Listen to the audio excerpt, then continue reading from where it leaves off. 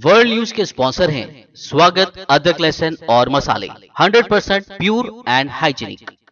अस्सलाम वालेकुम, आदाब। मैं हूं खलील फरहाद। हेडलाइंस के साथ हमेशा की तरह शुरू करते हैं वर्ल्ड न्यूज। प्रिंसेस डियाना का धोखे से लिया गया था इंटरव्यू। 26 सालों बाद मांगी गई माफी। बीबीसी ने दिया बड़ा हर्जाना। हमेशा से इस इंटरव्यू पर उठते रहे थे सवाल।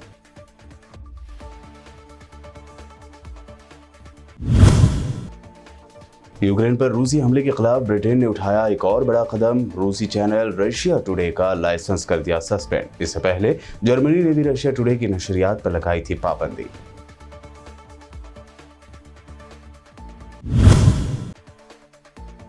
यूक्रेन पर रूस के हमले का आज 24वां दिन। यूक्रेन के शहर ल्योव पर भी नहीं रहा ये महफूज। रूसी अफवाज ने शहर के एयरपोर्ट के पास की शदीद बमबारी। हर तरफ दिखाई दिया धुआं। कांग्रेस लीडर राहुल गांधी ने लोगों को किया खबरदार। कहा आने वाले वक्त में मजीद बढ़ जाएगी महंगाई। कहा हुकूमत की गलत पॉलिसियों की सजा आम शहरियों को मिल रही है। 5 रियासतों में करारी हार के बाद कांग्रेस के सीनियर लीडर G20 लीडरों के मुतालबात पर हो रहा है गौर। सोनिया गांधी से मिले गुलाम नबी आजाद। कहा आइंदा इलेक्शन की तैयारी कैसे करनी है, इस पर हुई बात, क़यादत पर नहीं उठाया कोई सवाल। और महाराष्ट्र की इत्तेहादी हुकूमत के अरकान असेंबली को शरद पवार की हिदायत। कहा ऐवान के अंदर और बाहर बीजेपी के झूठे प्रोपेगेंडे का करें सख्त मुकाबला। हम पूरी करके रहेंगे अपनी मियाद।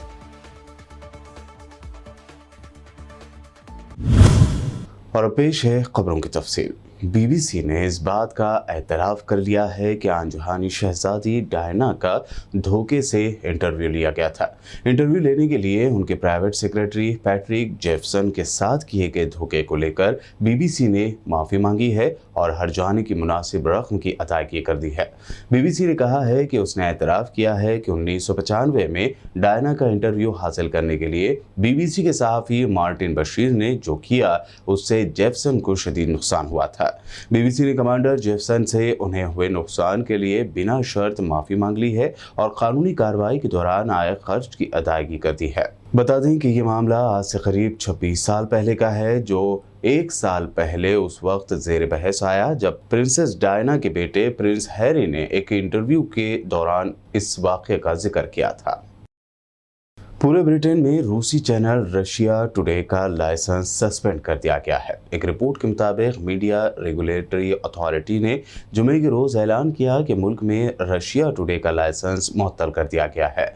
मुल्की इदारे ने जो आज़ादी बयान के दिफा के दावे के साथ सरगर्म हैं, ऐलान किया कि ये फैसला इसलिए लिया गया क्योंकि रशिया टुडे और आनो टीवी नोवेस्टी को मुल्क में अपने नशरियात जारी रखने के लायक नहीं समझा जाता। मीडिया रेगुलेटरी अथॉरिटी के बयान में आया है कि आज का फैसला रशिया टुडे के बारे में 29 गैर जानिबदाराना तहकीकात और मौजूदा वक्त में यूक्रेन पर रूस के हमले की कवरेज की कैफियत को मद्देनजर रखते हुए लिया गया है। इदारे का कहना है कि हमारी तहकीकात से पता चलता है कि रशिया टुडे रूसी हुकूमत का सरकारी चैनल है जिसने अपने आज़ाद हमसाया मुल्क पर हमला कर दिया। इससे पहले जर्मन मीडिया रेगुलेशन सेंटर ने भी रशिया टुडे की नशरियात पर पाबंदी आयद कर दी थी। यूक्रेन पर रूस के हमले का आज 24वां दिन है। ऐसे में रूसी फोर्सेस ने यूक्रेनी शहर लोव्यव के हवाई अड्डे के पास शदीद बमबारी की है। कम से कम 3 धमाकों की आवाज़ें सुनाई दी। सोशल मीडिया पर गर्दिश करने वाले वीडियोस में अफरा तफरी और हर तरफ धुआं देखा जा सकता है। हुक्काम का कहना है कि रूसी हमले में हवाई अड्डे के एक ऐसे हिस्से को निशाना बनाया गया जहां जहाज़ों की मरम्मत का काम किया जाता था। इस हमले में किसी के जख्मी या हलाक होने की इत्तला नहीं मिली है। लोव्यव मगरबी यूक्रेन का सबसे बड़ा शहर है जो अभी तक रूसी हमलों से बच रहा था। यूक्रेन पर रूसी हमले को शुरू हुए अब 4 हफ्ते से ज़्यादा का अरसा गुजर चुका है। दूसरी जानिब यूक्रेनी हुकूमत ने बताया है कि दारुल हुकूमत कैफ में अब तक 222 अफराद हलाक हो चुके हैं जिनमें 60 शहरी शामिल है। अब तक 4 बच्चे भी हलाक हो चुके हैं। कैफ के शहरी हुकाम के मुताबिक अब तक जख्मी होने वालों की तादाद 900 के करीब हो गई है। इनमें 241 आम शहरी शामिल हैं। रूसी सदर व्लादिमीर पुतिन ने लोगों से खचाखच भरे हुए एक फुटबॉल स्टेडियम में खिताब किया और यूक्रेन पर हमले को दुरुस्त करार दिया। उन्होंने रूसी परचम लहराते हुए लाखों अफराद से कहा कि क्रेमलिन के तमाम मकासद पूरे होंगे। मॉस्को के लुझनिकी स्टेडियम में रैली से खिताब करते हुए पुतिन ने कहा कि हमें पता है कि हमें क्या करना है, कैसे करना है और इसकी क्या कीमत होगी, और हम अपने तमाम मकासद कामयाबी के साथ हासिल कर लेंगे। उन्होंने यूक्रेन की लड़ाई को खुसूसी फौजी ऑपरेशन करार दिया और कहा कि सिपाही जज्बे से लड़ रहे हैं, जो बात रूस के इत्तेहाद की मजहर है। बकौल उनके कांधे से कांधा मिलाकर वो एक दूसरे की मदद करते हैं, एक दूसरे की हिमायत करते हैं और ज़रूरत पड़ने पर भाइयों की तरह एक दूसरे की जान बचाने के लिए अपनी जान कुर्बान करते हैं।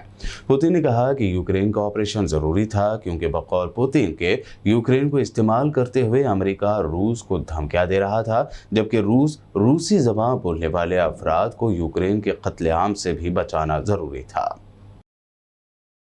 अक़वाम मुत्तहिदा की सलामती कौंसिल में रूस की उस करारदाद के मंसूबे पर वोटिंग नहीं होगी जिसका मकसद यूक्रेन में इमदाद की वसूली और शहरियों का तहफ़्फ़ुज़ है। अक़वाम मुत्तहिदा में रूस के मंदूब वेस्ली नेबेनज़िया ने सलामती कौंसिल में अपने खिताब के दौरान मगरबी ममालिक पर इल्ज़ाम आयद किया था कि वो गैर मामूली नोयत का दबाव डाल रहे हैं जिसकी मिसाल पहले नहीं मिलते। मंदूब के मुताबिक ऐसी मालूमात मिली हैं कि रूस की करारदाद के मंसूबे के लिए किसी जानिब से हिमायत मौजूद नहीं है। नेबेनज़िया ने वाज़ह किया कि बहुत से साथियों और कई वफूद ने हमें आगाह किया है कि उन्हें मगरबी शराकतदारों की जानिब से दबाव का सामना है। इस मकसद के लिए ब्लैकमेलिंग और धमकियों का रास्ता भी अपनाया जा रहा है। मंदूब ने बावर कराया कि अमेरिका उनके मुल्क और यूक्रेन के बीच तनाज़े पर तेल छिड़क रहा है। उन्होंने ये भी कहा कि मगरबी ममालिक भी यूक्रेन को फौजी सपोर्ट के जरिए तनाज़े को भड़काने में मसरूफ़ हैं। रूसी मंदूब का कहना था कि यूक्रेन में लड़ाई के हवाले से मगरब की जानिब से झूठी मालूमात और गुमराह कुन मुहिम का सिलसिला जारी है। रूस यूक्रेन जंग के दौरान अमेरिका और चीन के रिश्ते मजीद कड़वाहट का शिकार हो रहे हैं। कल जुमा को अमेरिकी सदर जो बाइडन और चीन के सदर शी जिनपिंग के दरमियान फ़ोन पर 2 घंटे तवील बातचीत हुई जिसमें यूक्रेन में रूस की जारहियत के मामले पर गुफ्तगू की गई। व्हाइट हाउस की जानिब से जारी करदा तफसीलात के मुताबिक सदर बाइडन ने इस गुफ्तगू में यूक्रेन के मामले पर चीनी सदर शी जिनपिंग को बताया कि अगर चीन ने रूस की मदद की तो उसे किन नताइज का सामना करना पड़ सकता है। व्हाइट हाउस के बयान के मुताबिक दोनों सदूर ने राब्ते के जराए खुले रखने की अहमियत पर इत्तेफाक किया। चीन के जराए अबलाग के मुताबिक सदर शी जिनपिंग ने यह बावर कराने की कोशिश की कि ऐसे तनाज़ात किसी के मफाद में नहीं है। अमेरिकी वज़ीर ख़ारजा की नायब वेंडी शेरमैन ने यूक्रेन की जंग की जानिब इशारा करते हुए बावर कराया है कि रूसी सदर व्लादिमीर पुतिन ने एक गैर मुनसिफाना और बिला जवाब जंग इख्तियार की है। उन्होंने वाज़ह किया कि अमेरिका का मुआरका रूसी अवाम के साथ नहीं और पुतिन को अपने इक़दाम की कीमत चुकानी होगी। एक इंटरव्यू में वेंडी का कहना था कि यूक्रेनी पनाह गज़ीनों की तादाद 40 लाख के करीब है। उन्होंने जोर दिया कि अमेरिका ने सिफारती रास्तों के जरिए रूस को जंग से रोकने की कोशिश की थी। इससे पहले अमेरिकी वज़ीर ख़ारजा एंटनी ब्लिंकन ने कहा था कि रूस ने यूक्रेन में जंगी जराइम का इर्तिकाब किया है। बेलारूस के सदर ने कहा है कि यूक्रेन रूस के साथ अमन मुआहदे पर दस्तखत कर दे, बसूरत दिगर उसे मॉस्को के सामने हथियार डालना पड़ेगा। सदर अलेक्जेंडर लुकाशेंकोव ने अपने एक बयान में उम्मीद जाहिर की है कि यूक्रेन की जंग कम तरीन वक्त में अमन मुआहदे पर ख़त्म हो जाएगी। उन्होंने ये भी कहा कि सदर पुतिन सदर ज़ेलेंस्की को काबिल कबूल तजावीज़ पेश करने वाले हैं ताकि अमन मुआहदे पर दस्तखत आसान हो जाए। सदर लुकाशेंकोव ने यूक्रेन के सदर को मशवरा भी दिया कि वो इस तारीख़ी मौके से फ़ायदा उठाते हुए अमन मुआहदे पर दस्तखत करके जंग का खात्मा करें। बसूरत दिकर उन्हें यूक्रेन के तस्लीम हो जाने के मुआहदे पर दस्तखत करना पड़ेंगे। उन्होंने ये भी कहा कि रूस इस जंग में हारने वाला नहीं है। पाकिस्तान की बरसर इक़्तिदार पार्टी पाकिस्तान तहरीक इंसाफ यानी PTI के कारकुनान ने जुमा को अपनी पार्टी को खतरे का दावा करके इस्लामाबाद वाक़ सिंध हाउस में रह रहे गैर मुतमईन PTI अरकान पार्लियामेंट की मुखालफत में सिंध हाउस पर धावा बोल दिया। वज़ीर-ए-आज़म पाकिस्तान इमरान खान की पार्टी के दर्जनों कारकुन सिंध हाउस में घुस आए और अलहदगी अख्तियार करने वाले अरकान पार्लियामेंट के ग्रुप के खिलाफ नारे लगाए। इन अरकान पार्लियामेंट ने नेशनल असम्बली में वज़ीर-ए-आज़म इमरान खान के खिलाफ तहरीक अदम एतमाद में अपनी पार्टी लाइन के खिलाफ वोट देने का ऐलान किया है। अफगानिस्तान में कई मशहूर टीवी और रेडियो चैनल चलाने वाले एक मीडिया ग्रुप ने दावा किया है कि तालिबान हुक्काम ने उन्हें टीवी पर ड्रामा सीरीज नशर करने से रोकने की हिदायत की है। तुलु टीवी और लिमर टीवी के मालिक मोबी ग्रुप ने कहा है कि यह हुक्म तालिबान के खुफिया एजेंसी से मौसूल हुआ है, जिसमें कहा गया है कि यह हुक्म तालिबान की वजारत अमर बिल मारूफ और नही अनिल मुनकर की जानिब से जारी किया गया है। ग्रुप ने कहा कि ये वो हुक्म की तामील कर रहे हैं और शुरू होने वाले गैर मुल्की ड्रामा सीरीज़ की नशरियात आर्जी तौर पर बंद कर दी जा रही है। बहुत से अफगान घराने ये टीवी सीरीज़ देखते हैं जो ज़्यादातर तुर्की और हिंदुस्तानी होते हैं। इनकी मकबूलियत की वजह से मुल्क में परेशान हाल निजी मीडिया सेक्टर को माली तौर पर कुछ सहारा मिला है। ताहम तालिबान के इस हुक्म के बाद ये गैर मुल्की ड्रामा सीरीज़ टीवी पर नहीं बताए जाएंगे। अक़वाम मुत्तहिदा की कमीशन बराए पनाहगज़ीन की खातून नुमाइंदा एंजेलिना जूली का कहना है कि यमन की सूरत हाल दिल चीर देने वाली और गम व गुस्सा भड़काने वाली है। उन्होंने ये बात एक बैनुल-अक़वामी कॉन्फ्रेंस में वीडियो कॉल के जरिए अपने खिताब के दौरान में कही। यह कॉन्फ्रेंस यमन में इंसानी उमूर की सपोर्ट करने के लिए मुनक़्क़द की गई थी। एंजेलिना के मुताबिक उन्होंने 10 रोज़ पहले यमन का दौरा किया था और 40 लाख पनाहगज़ीनों में एक छोटे मजमुए के साथ मुलाकात की। एंजेलिना ने मज़ीद बताया कि मैंने एक गैर सरकारी पनाहगाह का दौरा किया था जहाँ 130 ख़ानदान रह रहे हैं। इनमें सिर्फ 20 ख़ानदानों को ग़िज़ाई इमदाद मिल रही है, वो भी जब फंडिंग दस्तयाब हो। एंजेलिना ने मज़ीद बताया कि मैंने एक स्कूल का दौरा किया जो 5 छोटे और तारीक कमरों पर मुश्तमिल थे। यहाँ बच्चे ज़मीन पर बैठे हुए थे। इन बच्चों ने और टीचर ने खाना नहीं खाया था। फिनलैंड को अक़वाम मुत्तहिदा के सालाना खुशी के इंडेक्स में लगातार 5वें साल दुनिया का सबसे खुश तरीन मुल्क करार दिया गया है, जबकि अफ़गानिस्तान, जो कि तालिबान की हुकूमत से निबरत आज़मा है, उसे सबसे ज़्यादा नाखुश मुल्क बताया गया है। डेनमार्क, आयरलैंड, स्विट्ज़रलैंड और हॉलैंड टॉप 5 में खुश रहने वाले ममालिक में शामिल हैं, जबकि अमेरिका 16वें और बरतानिया 17वें नंबर पर है। हिंदुस्तान इस फहरिस्त में 136वें नंबर पर है। पिछली बार हिंदुस्तान का नंबर 139वां था, यानी हिंदुस्तान की रैंकिंग में 3 मुकाम की बेहतरी आई है। दूसरी जानिब पड़ोसी मुल्क पाकिस्तान 121वें नंबर के साथ हिंदुस्तान से बेहतर पोजीशन में है। जुमा को जारी होने वाले इस फहरिस्त में सर्बिया, बल्गारिया और रोमानिया में बेहतर ज़िंदगी गुजारने में सबसे ज़्यादा इजाफा हुआ है। वर्ल्ड हैप्पीनेस टेबल में सबसे ज़्यादा कमी लेबनान, वेनेजुएला और अफगानिस्तान की सफ़ में आई है। मुत्तहिदा अरब अमारात यानी यूएई में फल्कियाती उमूर के अंजुमन के चेयरमैन इब्राहिम अल-जरवान ने कहा है कि इल्मुल फ़ल्क के हिसाब से रमज़ान का पहला रोज़ा 2 अप्रैल और ईद उल फित्र 2 मई 2022 को होने का इम्कान है। इस मरतबा रमज़ान के 30 रोज़े होंगे। अमारात की सरकारी खबर रसाई एजेंसी वाम के मुताबिक इब्राहिम अल-जरवान ने कहा कि अमारात में खुरफकान शहर में अफ्तार का वक्त अबू धाबी से 8 मिनट पहले होगा, जबकि अल गवीफात में, जो मुल्क के मगरब बैद में वाक़ है, इफ्तार का वक्त अबू धाबी से 12 मिनट बाद आएगा। बुलेटिन में वक्त हुआ है एक शॉर्ट ब्रेक का। जल्द लौटेंगे और देखेंगे अहम national news.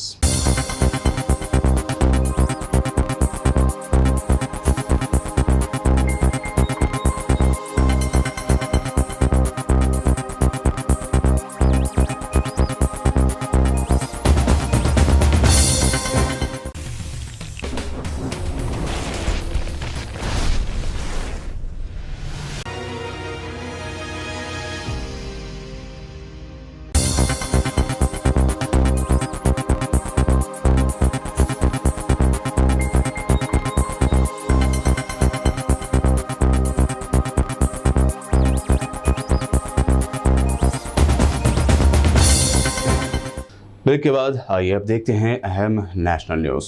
Congress leader Rahul Gandhi ने हफ्ते को लोगों को खबरदार किया है कि आने वाले वक्त में महंगाई मजीद बढ़ जाएगी। उन्होंने हुकूमत से कहा है कि वो महंगाई से लोगों की हिफाजत करे और फौरी कार्रवाई भी करे। उन्होंने ये भी कहा कि महंगाई सभी हिंदुस्तानियों पर एक टैक्स है, जिसके रिकॉर्ड इजाफे ने रूस यूक्रेन जंग शुरू होने से पहले ही गरीबों और मिडिल क्लास तबके की कमर तोड़ कर रख दी थी। राहुल गांधी ने इससे पहले भी बीजेपी पर कई मुद्दों को लेकर तनकीद की है। उन्होंने अब एफडी, पीपीएफ, ईपीएफ और महंगाई से जुड़े आदाद व शुमार ट्वीट करते हुए पूछा है कि क्या हुकूमत की जिम्मेदारी आवाम को राहत देने की नहीं है। उन्होंने अपने ट्वीट में लिखा कि हुकूमत की गलत पॉलिसियों का नतीजा आम शहरी झेल रहे हैं। कांग्रेस के G23 ग्रुप के लीडरों की जानिब से इज्तिमाई और जामे क़यादत की मांग किए जाने के 2 दिनों बाद इस ग्रुप के अहम लीडर गुलाम नबी आज़ाद ने पार्टी सदर सोनिया गांधी से मुलाकात की। आज़ाद ने सोनिया गांधी की क़यामगाह 10 जनपद पहुंचकर उनसे मुलाकात की। मुलाकात के बाद गुलाम नबी आज़ाद ने कहा कि कांग्रेस सदर के साथ ये एक अच्छी मीटिंग थी, यह आपके लिए खबर हो सकती है, लेकिन ये सदर के साथ एक मुकर्ररा आम सी मीटिंग थी। इस बात पर बहस की गई कि कांग्रेस पार्टी मुत्तहिद होकर आइंदा इलेक्शन की तैयारी कैसे कर सकती है। क़याम पर कोई सवाल ही नहीं था। CWC में किसी ने भी सोनिया गांधी को ओहदा छोड़ने के लिए नहीं कहा था। और संगठन के बारे में, संगठन को मजबूत बनाने के लिए मिसेस गांधी की चर्चा लीडरों से होती रहती। कैसे कांग्रेस पार्टी को मजबूत करना है या जहाँ जहाँ हम हारे हैं उसके क्या कारण, और हर चीज़ को याद रखना भी असंभव होता है जहाँ इतने लोग सुझाव दें। कुल मिला के मैं ये कहूँगा, जो भी डिस्कशन था किस तरह से आने वाले जो इलेक्शन है विधानसभा के, उसकी कैसी तैयारी की जाए, यूनाइटेडली सभी कांग्रेस मिलकर कैसे हम अपने विरोधियों का, कहीं नेशनल कोई पार्टी है, किसी जगह रीजनल पार्टी है, किस तरह से कांग्रेस संगठन को मजबूत किया जाए और उन चुनौतियों का और उन पॉलिटिकल पार्टीज़ का मुकाबला किया जाए। तो कांग्रेस प्रेसिडेंट से बहुत अच्छी मीटिंग रही और शायद ये आपके लिए न्यूज़ है, लेकिन हम कांग्रेस प्रेसिडेंट से बीच बीच में मिलते रहते हैं, जैसे कि दूसरे लोगों से भी कांग्रेस प्रेसिडेंट मिलती है। और संगठन के बारे में, संगठन को मजबूत बनाने के लिए मिसेस गांधी की चर्चा लीडरों से होती रहती। हम भी कई दफ़ा इससे पहले भी चर्चा कर चुके हैं। न मालूम आज मीडिया क्यों इतना पीछे लगा है हम लोगों की मीटिंगों के लिए। तो अभी कुछ दिन वर्किंग कमेटी की मीटिंग हुई थी और वर्किंग कमेटी से सुझाव मांगे गए थे कैसे कांग्रेस पार्टी को मजबूत करना है या जहाँ जहाँ हम हारे हैं उसके क्या कारण। मैंने भी अपने कुछ सुझाव दिए थे। अधिकतर चूँकि वहाँ बहुत सारे लोग सुझाव देते हैं तो हर चीज़ को नोट करना असंभव होता है और हर चीज़ को याद रखना भी असंभव होता है जहाँ इतने लोग सुझाव दें। तो हमने अपने उन्हीं सुझावों को दोहराया संगठन को मजबूत करने। कुल मिला के मैं ये कहूँगा, जो भी डिस्कशन था किस तरह से आने वाले जो इलेक्शन है विधानसभा के, उसकी कैसी तैयारी की जाए, यूनाइटेडली सभी कांग्रेस मिलकर कैसे हम अपने विरोधियों का, कहीं नेशनल कोई पार्टी है, किसी जगह रीजनल पार्टी है, किस तरह से कांग्रेस संगठन को मजबूत किया जाए और उन चुनौतियों का और उन पॉलिटिकल पार्टीज़ का मुकाबला किया जाए। यही डिस्कशन था। इसके अलावा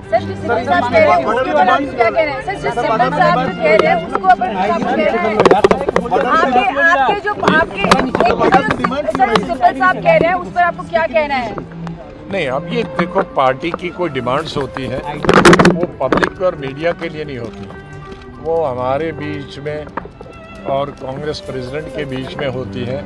आई am sorry, they are not meant for public. कोई ऐसे, ये एक पार्टी है, वो कांग्रेस की प्रेसिडेंट है, हम लोग कांग्रेस के बाकी लीडर्स हैं, वर्किंग कमेटी के मेंबर्स हैं।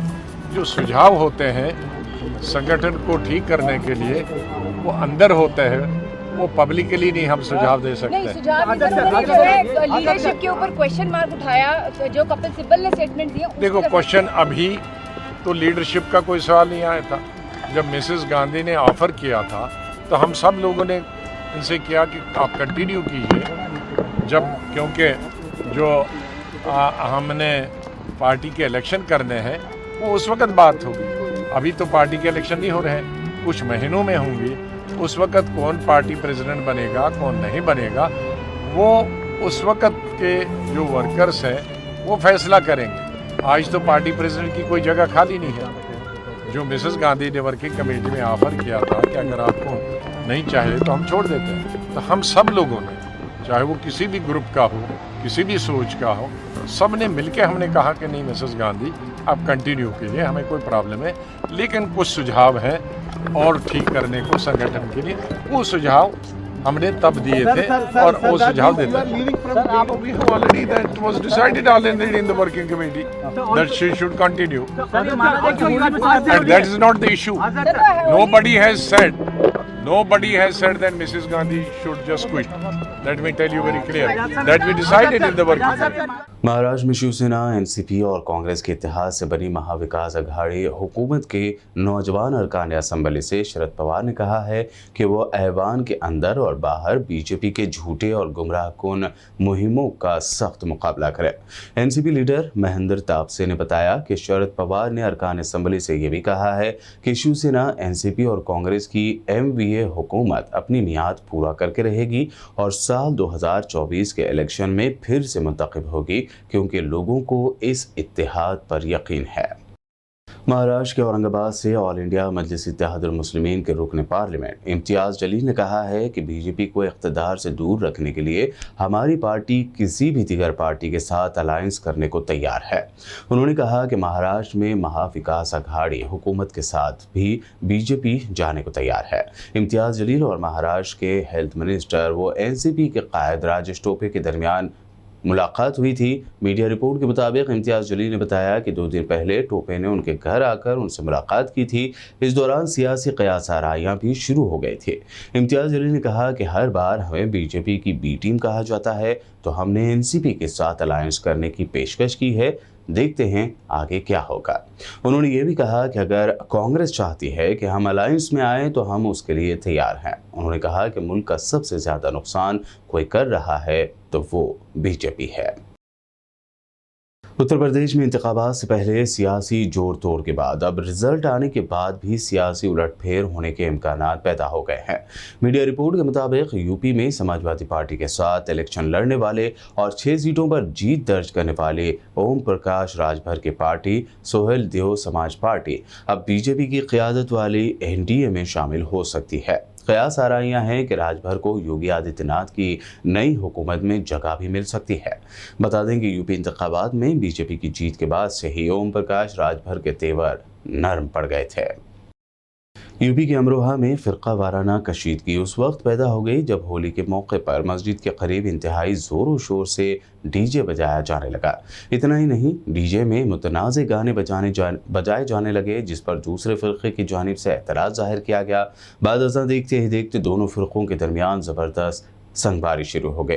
ये वाक़या अमरोहा नगर के महल्ला छंगा दरवाज़ा इलाके का है। पत्थरबाजी में दोनों अतराफ के लोग ज़ख्मी हुए हैं।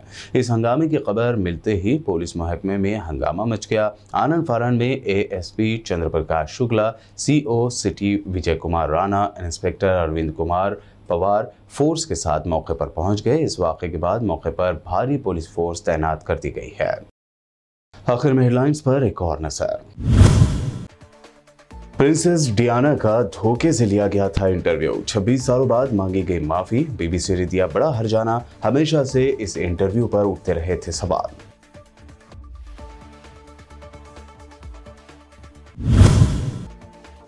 यूक्रेन पर रूसी हमले के खिलाफ ब्रिटेन ने उठाया एक और बड़ा कदम, रूसी चैनल रशिया टुडे का लाइसेंस कर दिया सस्पेंड। इससे पहले जर्मनी ने भी रशिया टुडे की नशरियात पर लगाई थी पाबंदी।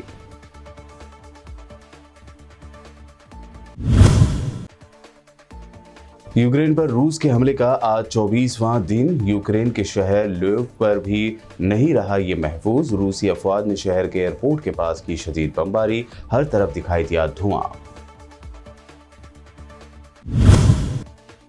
कांग्रेस लीडर राहुल गांधी ने लोगों को किया खबरदार, कहा आने वाले वक्त में मजीद बढ़ जाएगी महंगाई, कहा हुकूमत की गलत पॉलिसियों की सजा आम शहरियों को मिल रही है। 5 रियासतों में करारी हार के बाद कांग्रेस के सीनियर लीडर G20 लीडरों के मुतालबात पर हो रहा है गौर। सोनिया गांधी से मिले गुलाम नबी आज़ाद, कहा आइंदा इलेक्शन की तैयारी कैसे करनी है, इस पर हुई बात, क़यादत पर नहीं उठाया कोई सवाल। और महाराष्ट्र की इत्तेहादी हुकूमत के अरकान असेंबली को शरद पवार की हिदायत, कहा ऐवान के अंदर और बाहर बीजेपी के झूठे प्रोपेगेंडे का करें सख्त मुकाबला, हम पूरी करके रहेंगे अपनी मियाद। वर्ल्ड न्यूज़ में ये थी अब तक की अहम इंटरनेशनल और नेशनल न्यूज़। देखते रहिए PPN चैनल।